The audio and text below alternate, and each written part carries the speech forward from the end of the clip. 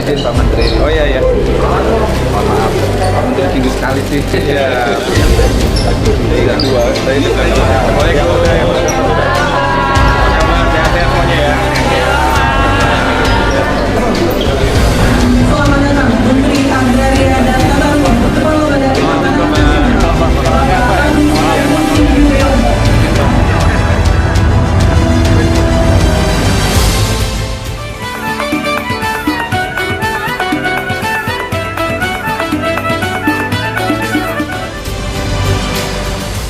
Yang terhormat dan sama-sama kita banggakan Bapak Menteri Agraria dan Tata Ruang.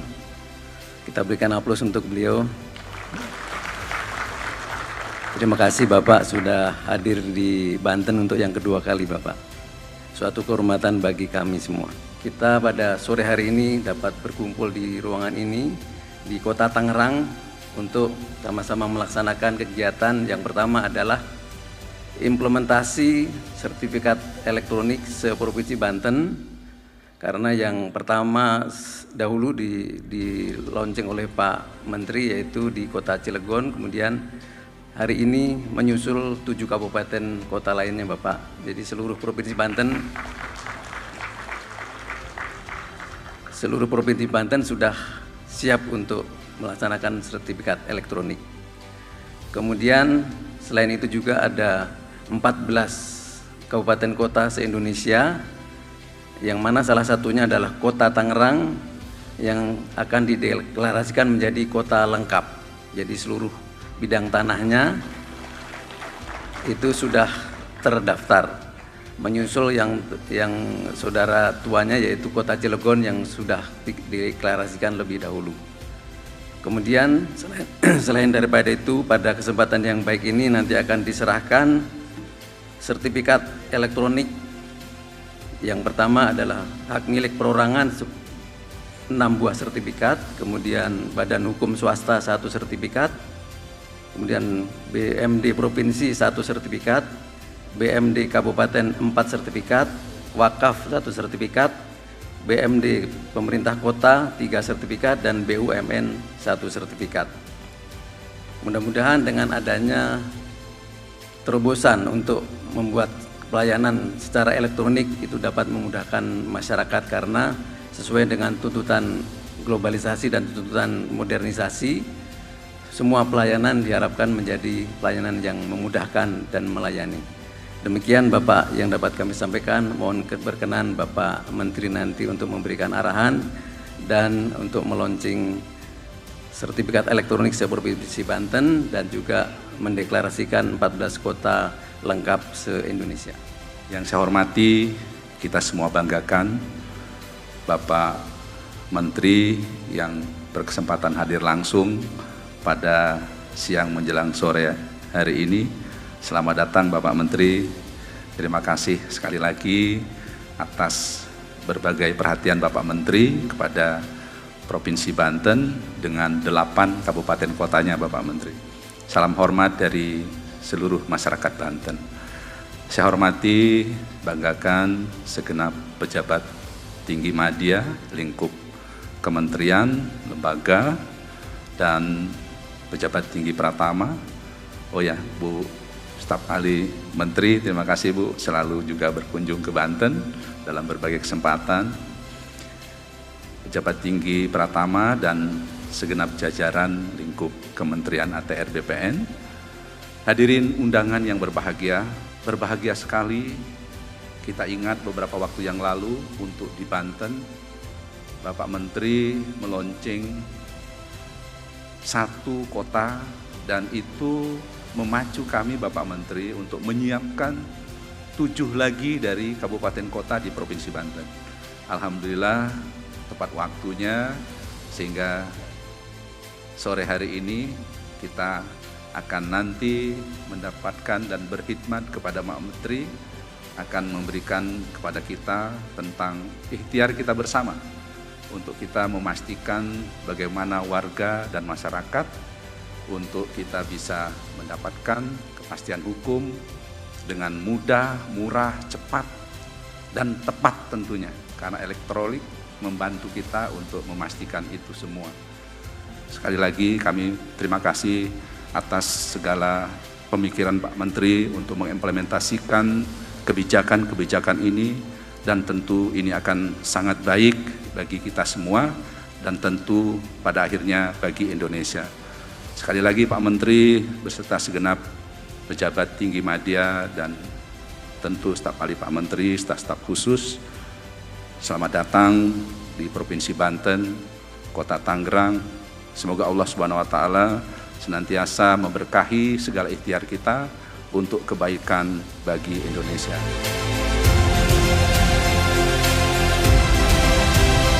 3, 2, 1.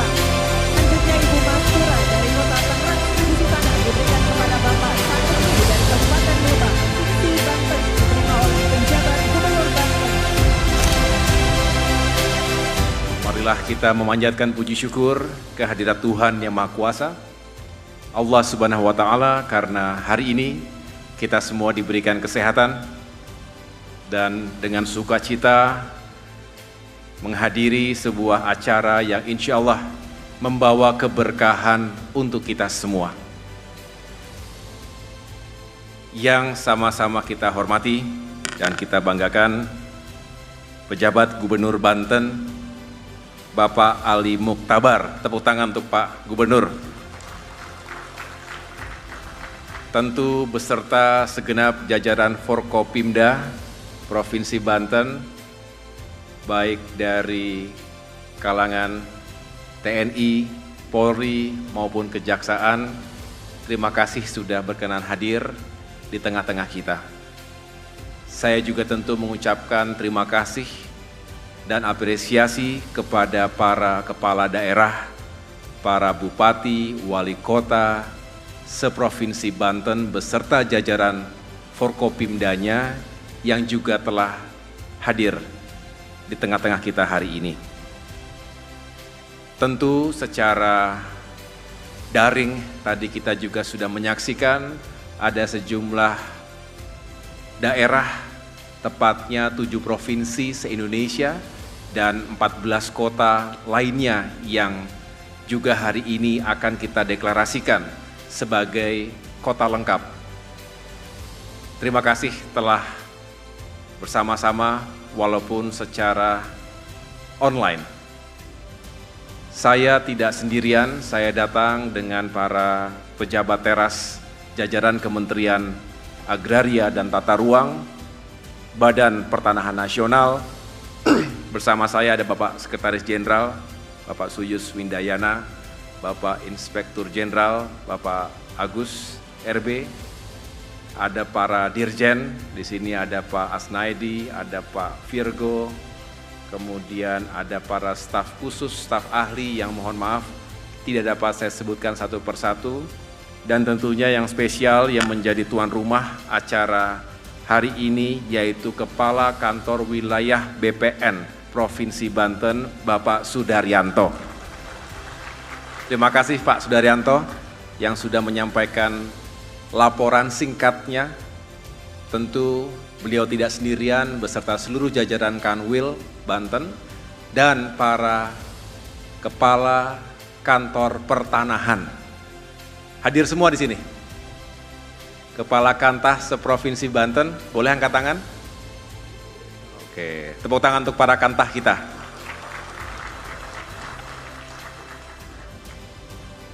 Kalau yang lainnya ini dari mana, Bapak Ibu? Dari IPAT, Ikatan Pejabat Pembuat Akta Tanah. Alhamdulillah sekali lagi Bapak Ibu, saya datang kembali ke Provinsi Banten. Kalau masih ingat, yang pertama di bulan suci Ramadan, ketika itu kita berbuka puasa dijamu dengan sangat mulia oleh Bapak Gubernur di Pendopo, dan ketika itu kita mendeklarasikan Kota Cilegon sebagai kota lengkap, sekaligus juga sudah bisa melayani secara elektronik. Dan kemudian ketika itu saya suntik dengan semangat, bisa tidak 7 kota kabupaten lainnya juga mengikuti Cilegon. Dan ternyata bukan hanya didengarkan, tetapi juga segera dijalankan. Oleh karena itu hari ini merupakan kebahagiaan tersendiri karena artinya tidak berselang waktu lama bisa kita deklarasikan kembali khususnya implementasi sertifikat elektronik di 7 kabupaten dan kota seprovinsi Banten. Tetapi agenda acara sore hari ini bukan hanya itu, ini juga spesial. Walaupun berlokasi di kota Tangerang, tetapi kita akan deklarasikan 14 kota di berbagai provinsi di Indonesia sebagai kota lengkap. Ada 14 jumlahnya. Sehingga kalau ditotal sampai dengan hari ini, ketika minggu lalu kami deklarasikan 4 kabupaten lengkap di Provinsi Bali, bersamaan ketika itu saya datang ke Bali dalam rangka World Water Forum, dan keesokan harinya saya di host juga oleh Gubernur Provinsi Bali ketika itu mendeklarasikan Kabupaten Jemberana, Kabupaten Tabanan, Kabupaten Bangli, dan Kabupaten Gianyar. Dan posisi ketika itu jumlahnya adalah 19 kota kabupaten lengkap. Hari ini tambahannya 14, jadi per hari ini ada 33 kota kabupaten lengkap yang telah kita deklarasikan menuju ke 104 kota kabupaten lengkap, insya Allah tercapai akhir tahun 2024 ini. Bapak Ibu yang saya muliakan, selain itu tentunya kita juga berbangga karena di sejumlah provinsi lain, terima kasih tadi secara online saya sudah melihat jajaran Kanwil dan Kantah di Kalimantan Barat, tepatnya di kota Pontianak. Kemudian yang paling banyak di Provinsi Jawa Timur, ada kota Probolinggo, kota Surabaya 1 dan kota Surabaya 2, kota Blitar, kota Kediri, dan kota Mojokerto. Kemudian di Provinsi Sumatera Barat ada kota Bukit Tinggi, sedangkan di Jawa Barat ada kota Sukabumi dan kota Cimahi. Di Jawa Tengah, kota Magelang, dan Aceh ada 2, yaitu kota Luk Sumawe dan juga kota Langsa. Berikan tepuk tangan kepada para Kanwil, Kantah, dan segenap masyarakat, termasuk pemerintah kota dan pemerintah provinsi yang telah saya sebutkan tadi. Keuntungan atau manfaat ketika kabupaten atau kota dinyatakan sebagai kota lengkap adalah dengan sudah terpetakan seluruh bidang tanah yang ada di kabupaten atau kota tersebut, maka akan memberikan kepastian. Saya berulang-ulang menggunakan kata kepastian hukum hak atas tanah karena memang itulah yang sangat mendasar. Kalau kita tidak punya kepastian, tidur kita tidak nyenyak. Kita selalu dihantui, jangan-jangan saya akan tergusur dari hunian, tempat tinggal, tempat lahir, tempat kita hidup selama ini karena tidak punya bukti yang bisa kita jadikan sebagai dokumen hukum. Oleh karena itu, saya tentunya senang kalau kita semua telah berkontribusi untuk menghadirkan kepastian hukum bagi masyarakat, bagi korporasi atau swasta yang ingin melakukan bisnisnya di sebuah kabupaten atau kota, termasuk bagi para investor yang kita sangat harapkan bisa mengalir dan meningkatkan pertumbuhan ekonomi, membuka lapangan pekerjaan. Investor bisa datang dari dalam maupun luar negeri. Tadi Pak Gubernur mengatakan Provinsi Banten nomor 5 dari sisi investasi. Ini sebuah pencapaian yang luar biasa. Mudah-mudahan dengan semakin ada kepastian dalam hal tanah dan juga tata ruang, Provinsi Banten juga akan semakin tumbuh ekonominya dan masyarakatnya semakin sejahtera. Inilah yang menjadi tugas dan tujuan dari reforma agraria yang terus dikawal dan dicanangkan dengan baik oleh jajaran Kementerian ATR BPN. Ini juga mempersempit ruang gerak bagi mafia tanah. Kita tahu banyak sekali kejadian di sekitar kita di mana tanah diserobot, di mana kemudian dokumen dipalsukan, digandakan. Akhirnya banyak yang menjadi korban. Tidak mengenal profesi, tidak mengenal latar belakang, tidak mengenal status sosial dan ekonomi, semua bisa menjadi korban mafia tanah. Betul? Ada yang pernah jadi korban di sini? Jangan. Belum tuh akan itu. Mudah-mudahan nggak ada ya. Tapi cukuplah bagi saya selama 3 bulan ini mendengarkan langsung curhatan warga dimanapun saya berkunjung, termasuk pejabat-pejabat tinggi, seperti tak berdaya ketika tanahnya diserobot. Dan banyak yang sudah belasan bahkan puluhan tahun. Tadi pagi misalnya, saya baru saja menyerahkan Pak Gubernur sertifikat HPL, hak pengelolaan lahan kepada PT KAI, Kereta Api Indonesia.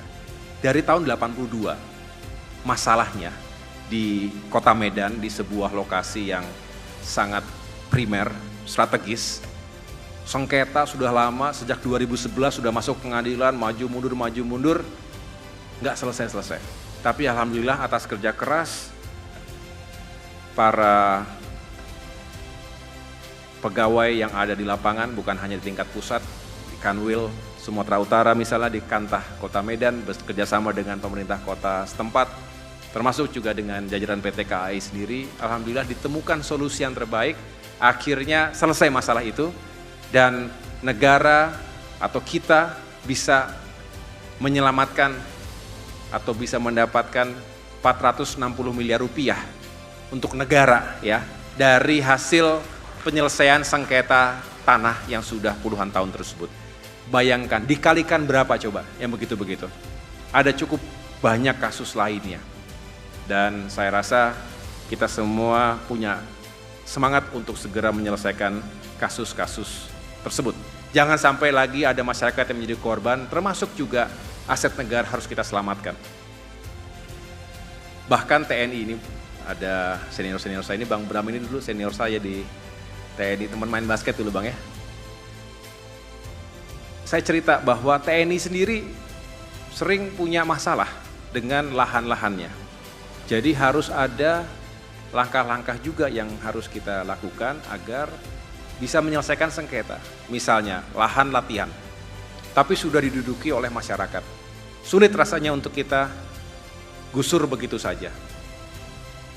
Kalaupun harus direlokasi, di mana tempatnya? Berapa biayanya? Siapa yang menyiapkan anggaran itu? Pemerintah pusat, daerah, atau siapa? Jadi memang permasalahan tanah Bapak Ibu sekalian, teman-teman PPAT juga sangat paham, ini begitu kompleks dan begitu mendasar. Saya sendiri semakin mendalami permasalahan-permasalahan ini, semakin merasakan betapa harus segera kita mencari solusi-solusi buat masyarakat ini. Bapak Ibu yang saya muliakan, birokrasi yang kita bangun hari ini harus semakin responsif, semakin melayani, semakin profesional, dan salah satu indikator yang paling utama adalah apakah masyarakat merasa puas karena dilayani dengan baik, kemudian cepat, akuntabel, transparan, murah, bahkan beberapa layanan bisa bebas biaya begitu. Dan ini semuanya memang akan mempercepat proses-proses yang memang selama ini cukup berbelit-belit. Oleh karena itu, transformasi digital menjadi sangat penting, menjadi backbone dari kemajuan. Bukan hanya di Kementerian ATR BPN tentunya, tetapi di seluruh jajaran pemerintahan.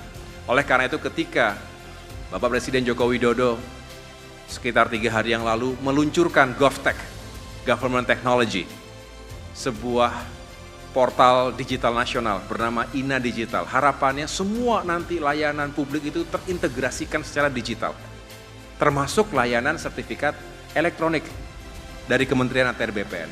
Dengan ini, maka akan membypass banyak sekali hal, termasuk juga tahapan-tahapan administratif yang selama ini panjang, melelahkan.